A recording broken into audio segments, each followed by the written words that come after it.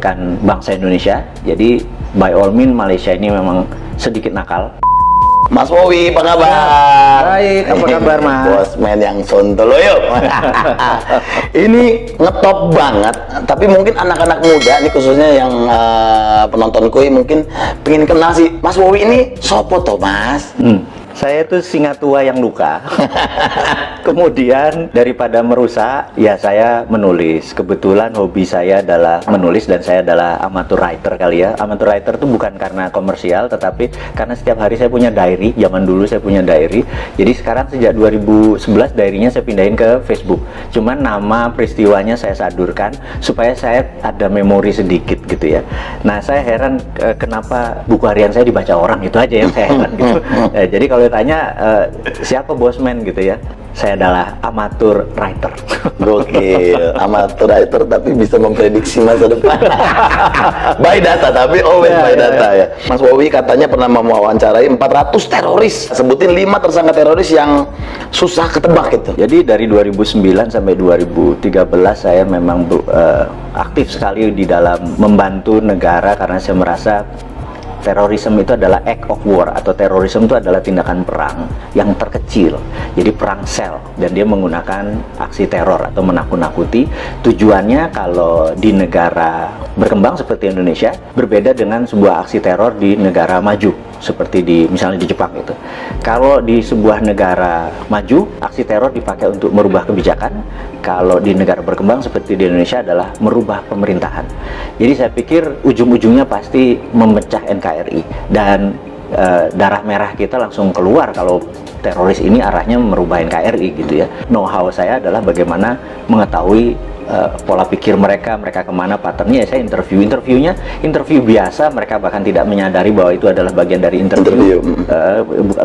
Bukan sekedar bukan collect data, bahkan kita ada cara untuk bertanya. Yang menarik adalah seorang Malaysia, agen dari Inggris yang namanya Nurdin M. Top, emang sengaja menghancurkan bangsa Indonesia. Jadi by all means Malaysia ini memang sedikit nakal. Kita disusupi dengan Nurdin M. Top, dan dia punya kemampuan linguistik pattern yang sangat luar biasa. Beberapa kali dokumen saya menyaksikan, dia dalam kurang dari 5 menit bisa membuat orang teriak Toto Allahu Akbar dan berani jihad. Bener-bener cara pengerubah itunya, dan itu menggunakan dengan waking hypnosis, alias dia tidak mempengaruhi orang yang tutup mata tidur gitu ya, seperti yang di komersial itu. Dia nggak kayak uya-uya ya. Dan itu kelihatan masih rendah memang ilmunya yang menggunakan tidur itu hipnosis. Tapi waking hypnosis itu benar-benar sadar, mata terbuka, kesadaran penuh, dan dia menggunakan linguistik pattern yang sangat luar biasa. Polanya saya pelajari, saya bilang gila nih orang, 5 menit aja anak. Waktu itu saya lihat ada videonya di Cirebon, 2 anak, cewek 1, cowok 1 dipanggil ngomong tentang jihad, Toto Allahu Akbar, dan bersiap mati untuk doktrin yang ditaruh oleh Nurdin M. Top. Saya bisa bilang gila nih kalau didiemin gitu ya. Nah, tapi ya bersyukurnya bahwa dia udah selesai, chapter itu udah selesai, dan selama 5 tahun itu pengalaman menarik buat saya, berkontribusi sedikit. Bukan saya adalah bagian dari lembaga tertentu, tapi ini adalah berkontribusi sedikit bagaimana supaya terorisme yang mengatasnamakan agama, yang mau mecah belah NKRI sekarang bisa dikatakan sudah selesai. Tapi yang jelas yang menjadi pahlawan menurut saya adalah Pak Tito Karnavian, orang-orang yang di dunia kepolisian saat ini, yang dialah actionnya ya. Kalau saya kan cuma polanya atau patternnya atau mindsetnya saja yang saya pelajari. Mudah-mudahan menjawab apa sedikit. Yes, aduh, saya nanya saya yang merinding. Nah, Mas Wowi, pertanyaan ketiga kan, Mas Wowi pernah bilang nih, orang-orang harus paham cara dunia ini bekerja. Bisa nggak sih Pak di-share poin terpenting, minimal kita sebagai orang awam tuh harus ngerti apa sih maksudnya gitu, dunia ini bekerja tuh seperti apa gitu. How the world work, bahasa Inggris susah bener ya. How the world work. Gitu. Jadi tidak pernah berubah sejak tahun 45. Jadi sebelum tahun 45 dunia ini bergeser jauh, tapi setelah tahun 45 ke sini dunia ini tidak bergeser jauh. Setelah Long Telegram, ada sebuah buku yang menarik yang ditulis George Kennan, di mana dia adalah menaruh foreign policy yang diatur adalah Eropa adalah negara produsen, Amerika negara produsen, kemudian Timur Tengah adalah negara energi, kemudian Afrika adalah bahan bakunya Timur Tengah, Amerika Latin adalah bahan bakunya Amerika, kemudian Asia seperti Indonesia, Asia Tenggara, India, dan China adalah market. Kalau market itu tidak boleh miskin, tidak boleh kaya, gitu ya. Nah, kalau negara produsen harus kaya. Negara sumber bahan alam tidak boleh kaya. Bahkan harus lebih miskin daripada negara market, gitu ya. Itu memang disetel seperti itu. Suatu hari di tahun 80-an, 90-an, di mana musuh Amerika adalah Soviet, zaman presidennya adalah Ronald Reagan. Mereka fokus di Timur Tengah karena energi, dan tahun 91 Soviet rata tanah. Fokus mereka terhadap energi itu lupa bahwa ternyata China membangun manufaktur. Dan China membangun manufaktur itu bukan sendirian, dia dengan geng globalis dalam tanda petik ini ya. Tahun 80-an itu masuk ke China hanya sebagai labor murah. China membangun produksi. Nah, begitu China 20 tahun kemudian, dunia shock di tahun 2008 pada saat Olimpiade Beijing. Di situ dunia shock karena China mendadak menjadi negara produsen, dan Amerika udah telat, realize-nya, menyadarinya telat. sudah telat gitu. Ternyata Cina udah merubah dirinya menjadi negara produsen gitu. Kalau dia negara produsen, maka dia harus punya satu market, dua sumber bahan baku. Cina itu bahan bakunya dari nggak usah dijawab gitu ya. Dan negara yang jadi bahan baku itu harus miskin. Nah, negara yang jadi pasarnya dia yaitu Amerika dan Eropa tidak boleh kaya, tidak boleh miskin. Itu disetel sama Cina sekarang. Jadi kalau pemerintah tidak paham how the work, bener nggak? Ya kayak sekarang ini kita kayak kikuk mau dagang apa salah semua, pertanian tidak bisa independen, pupuk aja impor dan lain sebagainya karena nggak ngerti gitu ya. Nah, kita coba mengingatkan bahwa kalau sebagai Anda pengelola negara tapi nggak ngerti how the work, ya seperti sekarang berantakan. Nah, ini kita buka makanya. Mas Bowie, ini kan kalau orang awam nih ngelihat propaganda di dunia ini kan ya bisa jadi hoax gitu ya. Sebenarnya propaganda itu rumornya tuh ada nggak sih yang kayaknya nggak mungkin gitu, tapi it's real gitu.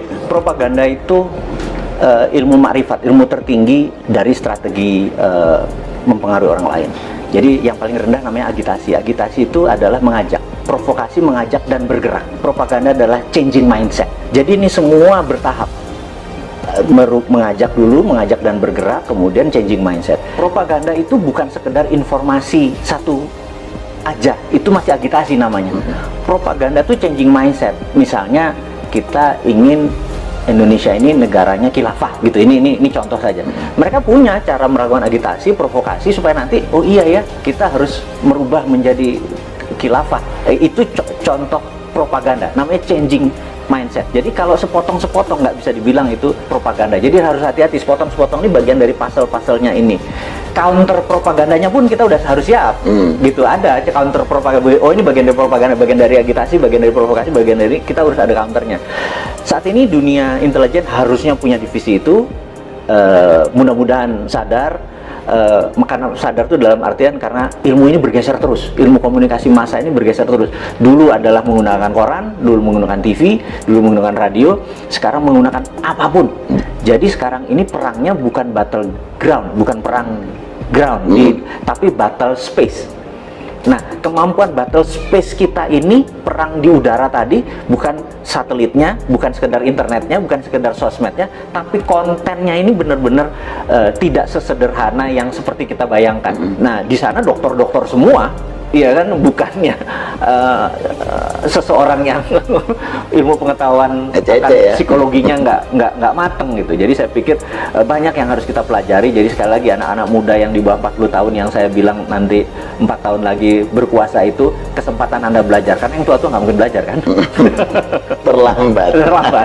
Kalau sekarang yang lagi Mas Bowie dalemin, khususnya di Indonesia ini lagi ada propaganda apa sih? Saat ini yang saya lihat kita terjadi pelemahan di dalam memahami namanya sovereignty atau kedaulatan. Ekonomi kita tidak berdaulat, finance kita tidak berdaulat, bahkan sumber daya alam kita tidak berdaulat. Bisa diambil contoh gini, kita udah dikadali sama Freeport. Dikadali Freeport tuh gini, Grasberg itu adalah tambang tembaga. Kita cuma dapat koper konsentrat. Setelah diproses jadi konsentrat, dikirim anoda slime, dikirim tadi, dan kita tidak mendapatkan benefit koper konsentrat. Apa itu benefit? Begitu dia masuk ke smelter, maka outputnya adalah gold, 100 ton per tahun, platinum 50 ton, dan ada uranium dari rare earth. Kita tidak mendapatkan benefit tersebut. Jadi kita cuma dibayar pajaknya hanya koper, tembaga gitu ya. Oke, kebodohan 40 tahun, udahlah biar dulu mbah-mbah yang kita mungkin udah dapat benefit ya wes, kita kan orang Jawa dididik mikul dhuwur mendem jero ya. Ya sudah, kita mikul dhuwur, oke gitu. Tapi kalau sekarang rupanya ada undang-undang yang nikel, jadi nikelnya 25%. Ini lucu, begitu dia tambang, nikelnya 25%, nggak boleh 40. Karena kalau maksudnya kemurnian nikelnya ya 25, yang kita harusnya adalah kemurnian nikelnya 99,9. Tapi kalau 99,9 maka banyak yang dibuang. Dia nggak mau, dia maunya 25% aja. Kenapa? Karena 25% itu ada dua benda yang dia incer. Satu feronya, dua litiumnya. Jadi waktu dibayar, hanya dibayar nikelnya saja. Litiumnya sama feronikelnya sama nikel lateritnya itu gratis. Nah kemudian isu terakhir adalah tin atau timah yang katanya mau digitukan sama. Tapi sama Cina apa yang dilakukan? Kadar tinnya harus 25%, karena di 75% itu masih ada yang namanya thorium, masih ada yang namanya osmium buat laras senjata. Dan kita cuma dibayar tin timahnya doang gitu ya. Nah, kok masih goblok sih gitu ya, cuman kita ngingetin aja gitu. Yang mbok sekarang sudah sekian lama, ya kalau mau dibayar namanya konten dari mineral tadi yang dibayar. Litiumnya berapa, osmiumnya berapa, thoriumnya berapa, rare earth-nya. Jangan cuma dibayar pokoknya dan nilainya paling murah. Jadi koper tuh paling murah, nikel tuh paling murah, timah juga paling murah, stannum ya bahasa kimianya, SN biar pada inget ini. Pasti pada lupa pelajaran SMA dulu ya. SMA dulu kalau fisika tuh saya inget ada hari libur nanti kita rebus kubis Prancis HEL gitu ya, pada lupa kan pasti kan gitu ya. Nah kita sekedar ngingetin bahwa pelajaran itu penting karena biar nggak dibodoh-bodohin. Biar nggak dibodoh-bodohin. Yang kedua adalah kenapa Indonesia tadi yang jadi marketnya Cina tadi, karena Tuhan itu sudah baik banget sama bangsa Indonesia. Bangsa Indonesia aja yang terlalu terpesona dengan bangsa lain. Saya selalu berkali-kali cerita, bayangin ini ada bola dari plastik transparan, kemudian bola itu kita kasih glitter, bola itu diputer, glitter itu akan ada di lingkaran tadi. Dunia ini yang sudah miliar tahun muter itu mineralnya ada di sabuknya. Karena itu Nusantara dengan hampir sekian panjang wilayah itu menghasilkan seluruh mineral itu. Jadi 130 unsur mineral yang ada di tabel periodik itu ada semua di Indonesia. Dari mulai rare earth, tanah jarang, segala macam. Dan ini adalah hanya ada di Indonesia loh, gitu. Kenapa kita masih terpesona sama bangsa lain? Ini aja digarap. Kalau kita mau berdaulat, kita buat aja namanya metal road gitu, atau mineral road gitu ya. Dulu kan ada spice road misalnya gitu, jalan rempah ya, kita jalan mineral, karena kita the only country yang punya itu semua di dunia ini. Itu yang membuat generasi nanti ya, yang 4 tahun lagi berkuasa tadi, ambil itunya Jo, gitu ya. Jangan lu pikirin yang tua-tua ini. Iya. Nah, Mas Bobi, coba Mas Bobi, ada nggak konspirasi yang paling serem dan berhasil sepanjang sejarah? Menurut saya adalah diambilnya emas Indonesia sebelum Pak Karno dikudeta, dan itu gerakannya cantik sekali sehingga depository emas kita lepas hampir 1000 ton gitu ya. Cakep sekali skenarionya dan itu bisa dibuktikan one of the best. Nah, ini kita ngomongin yang anget-anget nih. Kemarin nih kayaknya Pak Bos lagi marah-marah sama menterinya nih ya kan. Gimana Mas Bobi menanggapi statement Presiden kemarin yang kayaknya bakal ada reshuffle kabinetnya, gimana? Kalau saya lihat tujuannya Pak Presiden adalah mengingatkan, jadi early warning untuk semuanya bergerak. Tapi kalau kapabilitas dan kapasitasnya memang tidak ada, menurut saya dalam 2-3 bulan ke depan benar-benar diganti secara fisik. Saran saya, karena ini bukan biasa saja, ini udah extraordinary, jadi udah bukan extraordinary lagi, udah extraordinary karena economic at war. Di dalam economic at war itu hampir no law, nggak ada hukum. Hukumnya adalah survival of the nation, hukumnya. Jadi gimana bangsa ini supaya survive. Jadi jangan, survive-nya harus cara kayak gini, nah itu lagi normal. Sekarang nggak peduli cara, yang penting bangsa ini survive, intact, utuh, dan cepat. Yang diganti saran saya adalah semuanya. Semuanya bedol desa ya, bedol desa, semuanya bongkar ya. Benar. Nah, kalau menurut Mas Bobi, 5 negara yang punya sistem pemerintahan paling oke saat ini, menurut saya negara yang paling oke adalah Cina, karena struktur Cina adalah single party, partainya satu, yaitu PKC, Partai Komunis Cina, dan di dunia ada 7 negara yang single party, salah satunya Meksiko. Jadi dengan adanya single party, mereka bisa orang yang menjadi pemimpin itu benar-benar orang yang memang bukan 5 tahunan, memang punya karir dari bawah ke atasnya baik. Jadi bukan komunisnya, sekali lagi ya, yang itunya ya. Jangan salah persepsi ya. Kan? Karena yang single party country. Jadi saya berharap suatu hari Indonesia akan mengadopsi itu, revolusi lagi, bener nggak? Sekarang kebanyakan ya. Sekarang terlalu banyak gitu ya. Karena 2-3 pun akan terus seperti Amerika, tapi seperti Meksiko kita tahu dia single party country. Itu saya usulkan one of the best solusi adalah single party country, di mana mereka mau yang menjadi abdi negara, mau jadi public servant, memang berkarir dari bawah gitu ya. Dan jadi antara country dengan party atau partai menjadi satu. Itu tadi baru Cina tuh. Ya pokoknya yang single party ya. Kita googling bareng-bareng. Iya. Nah itu makanya jangan apa-apa lengkap. Nah, ya benar. Teman-teman biar belajar ke Wikipedia, bener nggak? Bener. Nah, pertanyaan terakhir. 5 figur paling cocok sebagai pemimpin Indonesia versi Mas Wowi. Jadi satu yang di 2024 saya harapkan adalah satu muda. Anak-anak muda ya? Iya, muda kalau bisa milenial artinya tidak lebih 44 tahun. Yang kedua adalah dia nasionalis, jadi bukan globalis. Ketiga dia harus religius, gitu ya. Terus dia percaya terhadap pluralisme, perbedaan, dan sangat toleran. Jadi ya, kalau ada di dalam satu figur, dia adalah figur yang paling cocok memimpin negara ini. Mantap. Mas Wowi, thank you banget waktunya, sukses. Pokoknya kita tunggu nanti ocehan-ocehan dari Mr. Bossman, ya kan, yang selalu kontroversi tapi menarik untuk diikuti. Sekali lagi thank you buat waktunya di Kuy Entertainment. Thank you.